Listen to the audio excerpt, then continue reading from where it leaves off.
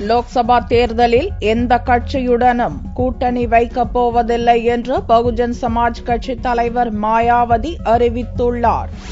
பகுஜன் சமாஜ் தலைவரும் உத்தரப்பிரதேச முன்னாள் முதல்வருமான மாயாவதி தனது 58வது பிறந்த நாளை புதனன்று கொண்டாடினார். இதையொட்டி லக்னோவில் நடந்த பிரம்மாண்ட பொதுக்கூட்டத்தில் பேசிய மாயாவதி, மே மாதம் நடக்கவுள்ள லோக்சபா தேர்தலில் பகுஜன் சமாஜ் கட்சி தனித்து போட்டியிடும் என்றும், தேர்தலுக்கு முன்பாக தேசிய அளவிலோ அல்லது மாநில அளவிலோ எந்த கட்சியுடனும் கூட்டணி வைக்கப் போவதில்லை என்று அறிவித்தார். நாட்டில் உள்ள தலித்துகள் அனைவரையும் ஒன்று திரட்டி லோக்சபா தேர்தலை சந்திக்கப் போவதாக கூறிய மாயாவதி, 2003ஆம் ஆண்டில் தேசிய ஜனநாயக கூட்டணியில் சேரும்படி சிபிஐயை ஏவிவிட்டு பாரதிய ஜனதா தனக்கு நெருக்கடி கொடுத்ததாக குற்றம் சாட்டினார். பாரதிய ஜனதாவின் பிரதமர் வேட்பாளர் நரேந்திர மோடி பொய்யான வாக்குறுதிகளை நாட்டுக்கு அளித்து வருவதாகவும், அந்த வாக்குறுதிகளை அவரால் ஒருபோதும் நிறைவேற்ற முடியாது என்று கூறிய மாயாவதி, குஜராத் கலவரத்தை அடக்க முடியாத மோடியால் ஒட்டுமொத்த நாட்டு மக்களை ஒற்றுமையாக வழிநடத்திச் செல்ல எப்படி முடியும் என்றும் கேள்வி எழுப்பினார்.